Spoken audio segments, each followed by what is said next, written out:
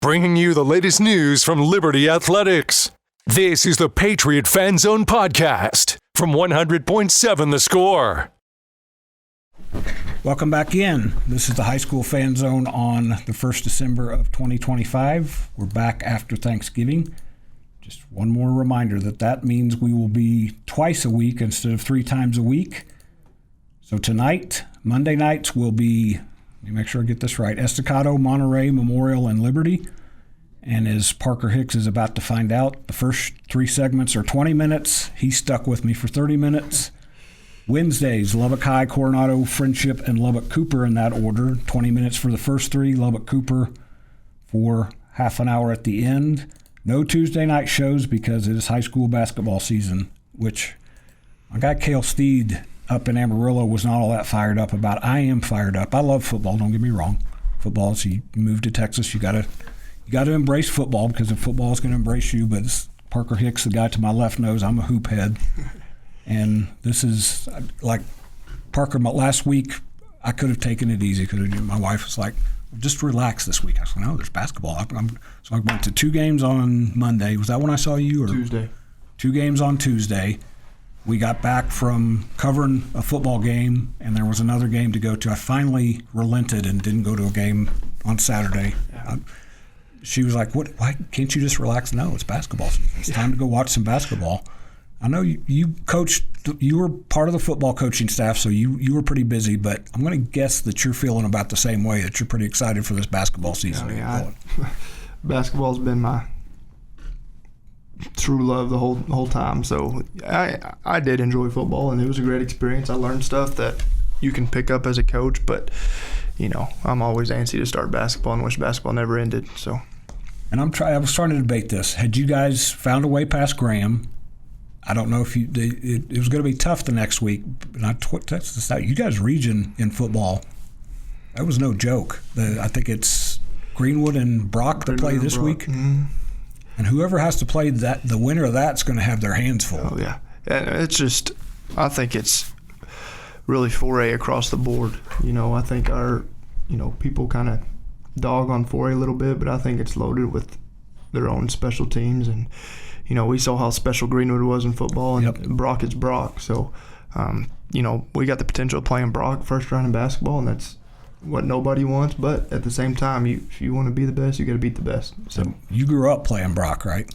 We did a couple times. They were a little smaller when I was in school. Okay, that's right. They're one of those ones that have blown up. We ran into the Graham people. In fact, Paul Enlow and I were talking to them, and one of them, the word Brock came out, and the Graham people were like recoiled a little bit. Like, I'm sure they're not a fan of Brock being 4A now. Yeah. So. But you're right. That region in particular, I'm not going to say too much about this. That's going to be the hurdle that Liberty's got to get over these next few years. It's that district, that part. You guys one of them got you guys last year, but this team coming back, and I think I saw your second game. Yep. Your first game with your football guys. If that's what you guys are going to look like with rough edges, I'm excited to see what you guys can do after that. Well, we are too. The first of the year is always exciting, but it's stressful as a coach because, you don't really know what to break down yet. You're still trying to get everything installed. Now, it does help we have a lot returning, so they're picking on it quick. But I just feel like these first few practices, we've just been straight scrimmaging live and getting them in basketball shape and getting everything back installed. And so we haven't really had time to sit down and break stuff down individually. So we're excited to play several games over the next 2 weeks so we can see what we need to get better at and, hopefully playing our best basketball in January and February. Now, if you don't want to tell any secrets, I get it. But when I asked one of your assistant coaches the other day, I went to their game against Slayton, and to be fair, Slayton didn't have their football guys yet. I hope you guys, it'd be fun to see you play them again because I think they're going to be pretty good. They are. They had a nice little infusion of talent here recently. But I asked one of your assistant coaches, are your football guys going to play? He said, no, I don't think they'll play very much. I think we'll let the JV guys kind of play this one and we'll see how. Then I look up 3 minutes in, there's 4 guys checking in. I kind of looked at him, and he wouldn't make eye contact. So, was that the plan all along? Yes and no. You know, me and my dad had a running joke of how long I would last without getting them in the game, you know.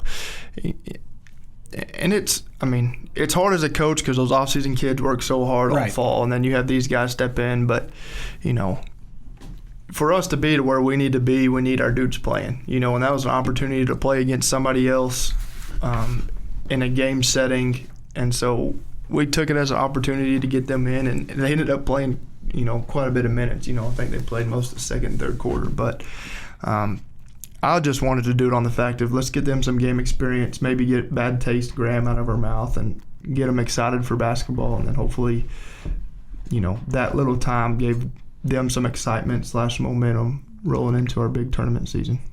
And I had a couple of you guys talk to him after the game, and I had him talk about those younger, especially Tukey talked about the guys that he's been practicing with, because those are who you got to pass the torch to them. Now you got some juniors, so you've got guys coming back, but they've got to be the guys next year. That's the sucky part about this whole new school deal. You know, we're finally to the year where we're losing our first senior class. You know, we'll lose 3, which we still have quite a bit coming back, but you know, next year we'll lose 6, and so those young guys are going to have to get ready. You know, they've worked so hard in the fall and the off season that I wanted them to get varsity experience because, I mean, everybody knows those will be the guys eventually. And so we have some guys up on varsity that may have sparing minutes, but I wanted them to be a part of varsity, you know, just because I think Tukey and Jaden are great guys to be around. Jaden's going on his 3rd year with us, and Tukey, obviously the player he is, I wanted them to experience life in the varsity locker room and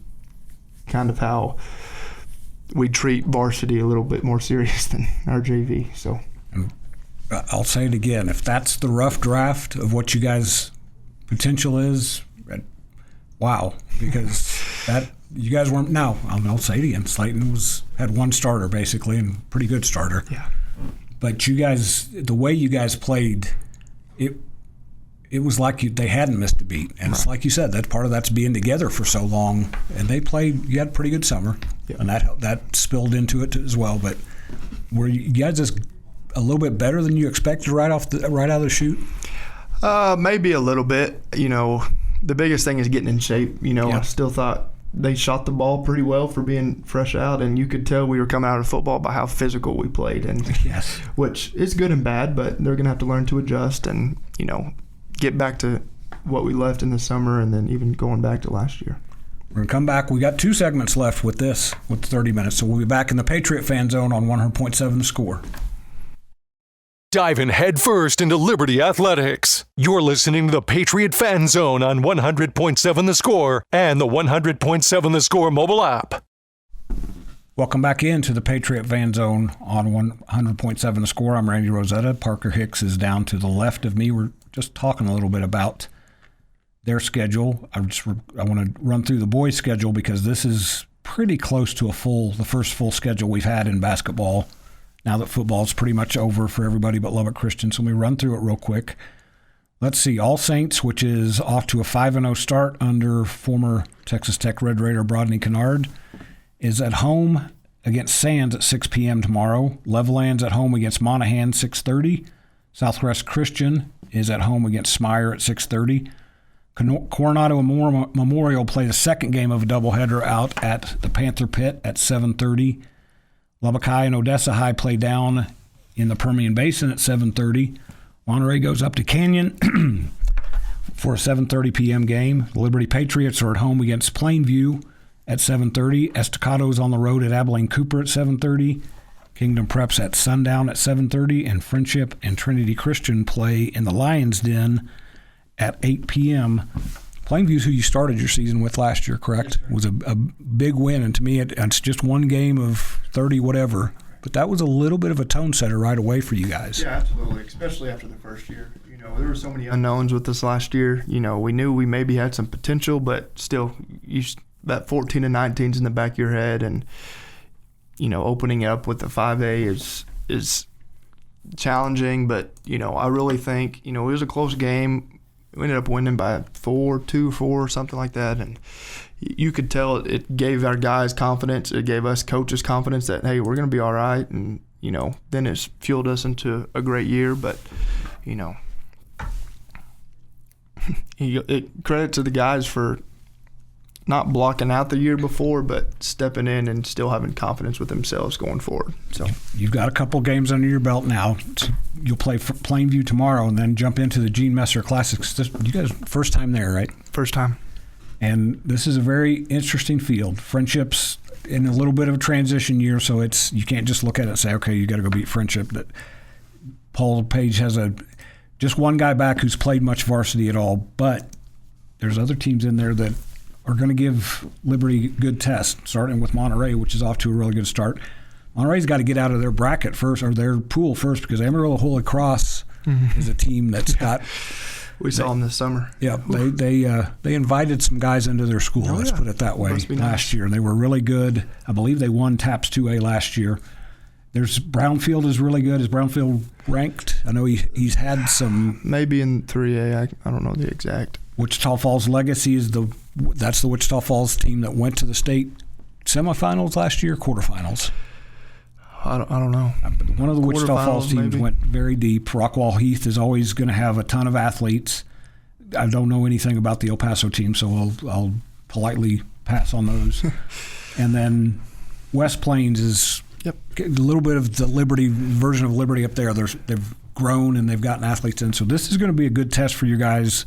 3 or 4 games in 3 days, I believe it is. So, and you said that you come back against Amarillo High. So this is when you start to put a little bit of meat on the bone. Yeah, these next 2 weeks really up into Christmas break is huge for us. I built the schedule harder this year because we needed it to be harder. And Kelvin Sampson said it after their loss at the Players Era Tour, like, it's all about building out and figuring out who you are and who you want to be this time of the year. And that's what I told our guys at practice today. We're going to go into these 2 weeks. We're going to bust our rear and try everything we do.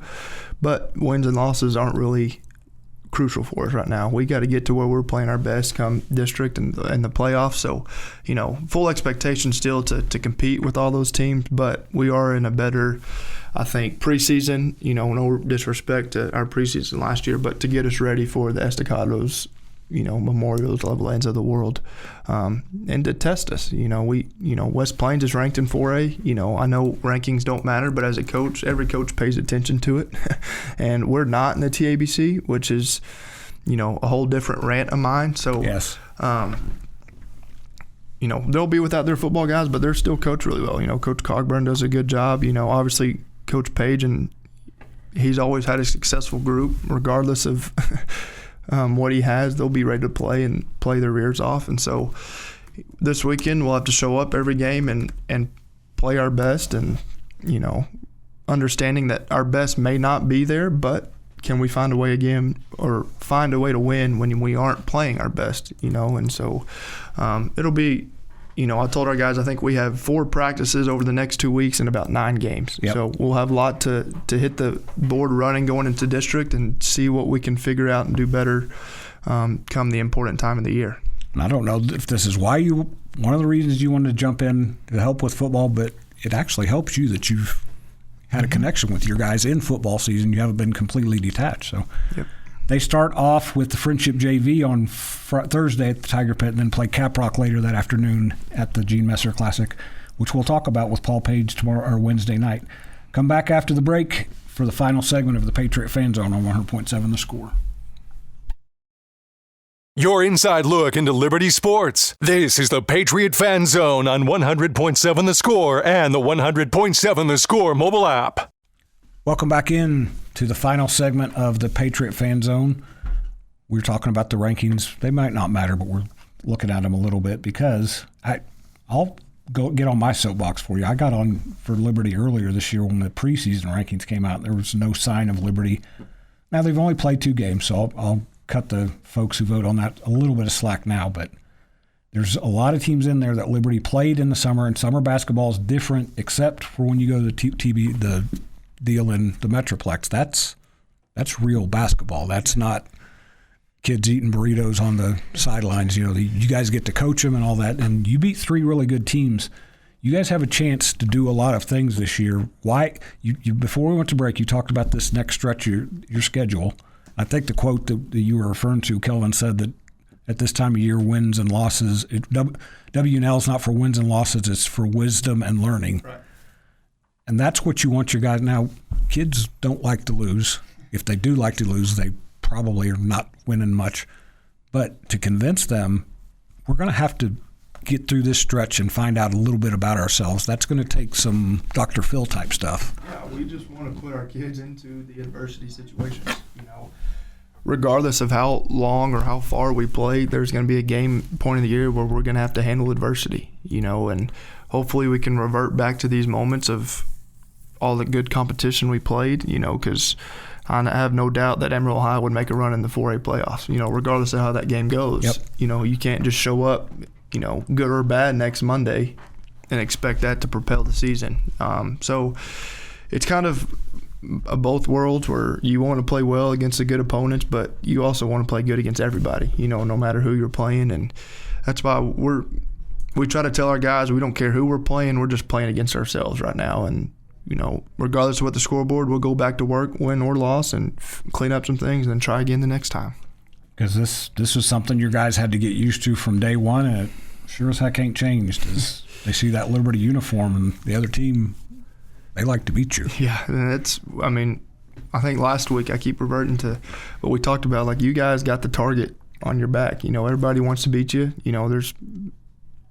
It's a good problem to have, but hopefully they can handle that, and it's credit to them, though, because they've built that respect. We've earned that respect by what we did last year and what we have the potential to be in this year. So we're going to get everybody's best shot. Now, can we handle it and can we perform in the big moments?